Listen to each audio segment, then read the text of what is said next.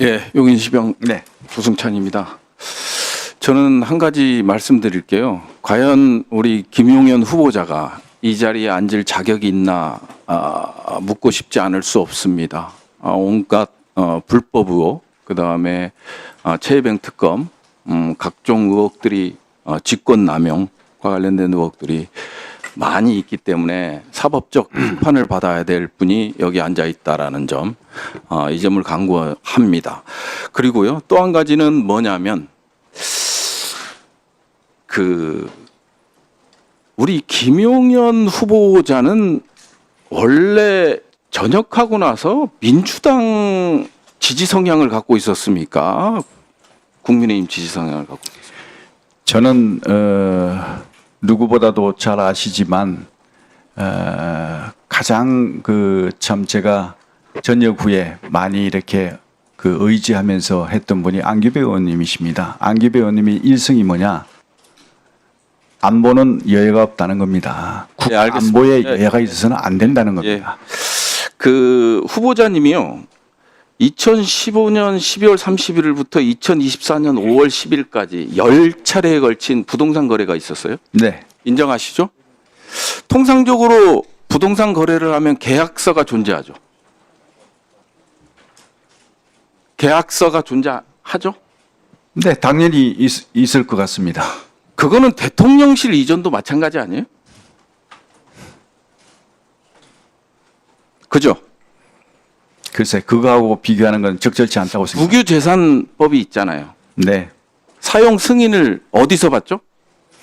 그것은 국민과의 약속을 지킨 것이지. 아니, 성인을 저는 받는 게 법을 아닙니다. 얘기하고 있잖아요. 지금 어디서 받냐고 묻고 있는 거예요. 뭐 국민과의 약속이면은 뭐 북한 체제도 올바른 거네요. 국민과의 약속이니까. 대통령 이전을 법으로 한 게 아니지 않습니까? 아니, 과거에 문재인 대통령은 그러면 광화문 이전을 법으로 했습니까? 잠깐만요. 아니지 않습니까? 지금 그럼 법을 지켜서 한 건 하나도 없다. 이전 자체에 대한 결정을 그렇게 했다는 겁니다. 아니, 그러면 그 이전 과정과 관련돼서 법은 뭘 준수한 거예요? 그 관련해서 이제 재산 이전이라든지 이런 것들은 다 법에 의해서 했다고 생각합니다. 자, 그러면 국유재산관리법상에 네. 사용 승인일이 있을 거 아니에요? 네. 기재부에서 승인해 주죠? 그런 걸로 알고 있습니다. 7월 5일 날 승인했어요? 네. 여기 기재부에서 답변 온 거 보면 사용 시점에 대해서는 법령상 별도로 규정하고 있지 않으나 통상 사용 승인 이후 사용이 가능한 것으로 판단됩니다. 마찬가지예요. 민간법이나 전세 계약이 됐건 부동산 거래가 됐건 국가법이 됐건 법 절차를 따르는 게 맞는 거 아니에요? 그죠? 네. 예, 맞는 거고요. 그러면 자, 이 대통령실 이전과 관련되는 거는 국가 중요 정책 결정 과정이죠. 네. 그러면 이제 헌법상에 이제 명시된 게 있잖아요. 그죠? 문서로서 행한다. 국무회의 의결 사안이다. 그러면 인수위 신분이었어요? 인수위였어요? 그러면 당연히 법 절차를 따지면 헌법에 근거했을 때는 국무회의에 문재인 정부 국무회의에 공문을 보내야 되는 게 맞는 게 아니에요? 말씀하시죠. 예, 맞는 게 아니냐 묻고 있어요. 네. 인수위에서 필요한 절차를 밟고 공문을 보낸 걸로 알고 있습니다. 공문이 하나도 없다고 하잖아요. 왜 여기서 거짓말 말씀하십니까? 없는 게 아니라 못 보셨겠죠. 그거에 대해서 그 발언에 대해서 책임질 수 있어요? 당연히 책임집니다. 그러면 내놓으세요. 3월 20일 날부터 우리가 한다고 통보를 했지 않습니까?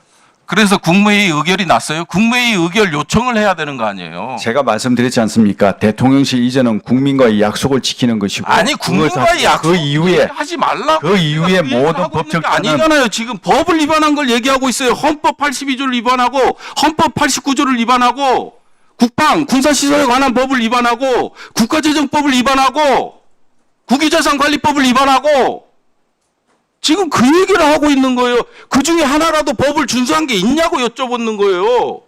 그 자, 부분은 다음 슬라이드. 자, 출입 기록과 관련돼서 잠깐 여쭐게요. 김용현 후보자 국방부 출입 기록이에요.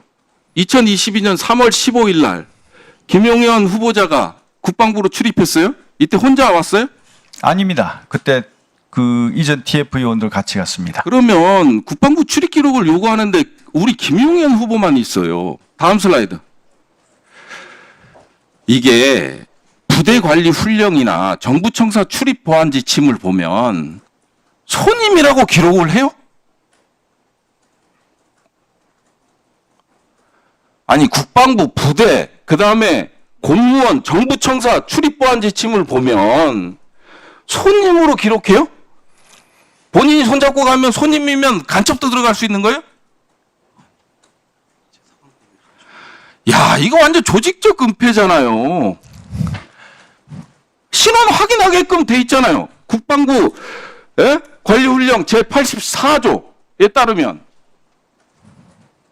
같이 들어간 사람이 손님이야. 이게 국방이에요? 동의하지 않습니다.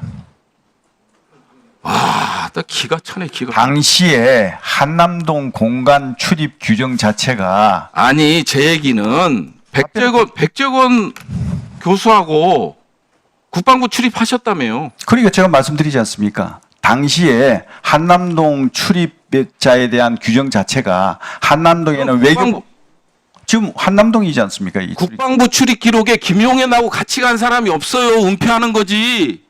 아니 지금 질문하신 게 육군 참모총장 공간 관련한 기록 아닙니까? 자, 부대 관리 훈령과 정부 청사 출입 보안 지침을 저는 얘기하고 있어요. 네. 어디 들어갈 때 정부가 관리하는 시설에 들어갈 때 손님으로 들어가는 경우가 있어요. 그걸 지적하고 있잖아요. 그러니까 지금 여기 나와 있는 게 한남동 아닙니까? 오케이, 예. 한남동 출입 규정 자체가 그때는 그래서 제가 말씀드리고 싶은 거는 지금 대통령실 이전은요.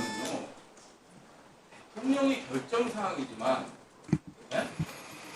법과 절차에 따라서 진행돼야 된다는 걸 지적하고 있는데 이거에 대해서 위법하다라는 거는 저는 말씀드리는 네, 거고 부승찬 의원님, 반드시 사법적 부승찬 의원님 정리해 주시기 바랍니다. 네, 자 후보자님 지금 부승찬 의원님 말씀하신 거 답변 짧게 하시고 임종득 의원님 질의해 주시기 바랍니다. 네.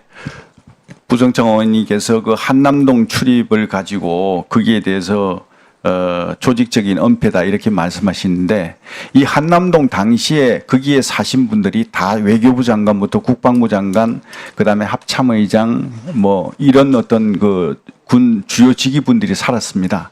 그래서 그분들이 만나러 왔다 갔다 하는 개인적인 인적분들이기 때문에 그분들의 그 개인 정보 문제 때문에 다들 사전 통보하면 뭐 손님 그다음에 몇 명 이렇게만 기재하지 누가 들어왔다 누가 나갔다 이런 것은 구체적으로 하지 않도록 규정되어 있었습니다. 그 규정에 따라서 이루어진 것인데 그 손님을 적었다고 해서 그걸 마치 조직적인 은폐다. 이거는 사실관계가 잘못된 것이다. 국방부도 물어봤잖아요. 네, 제가 그 당시에 국방부에 근무한 게 아니고 당시에 국방부 대변인으로 근무하신 분이 더 정확하게 아실 거라고 생각합니다. 네 추가 질문을 부 의원님 추가 질문 좀 해주시고요. 임종득 의원님 말 조심하세요. 바랍니다. 못하겠어요. 임종득 의원님, 제가 질의하겠습니다. 임종득 의원님 질의해 주시기 조용히 해주세요. 바랍니다. 먼저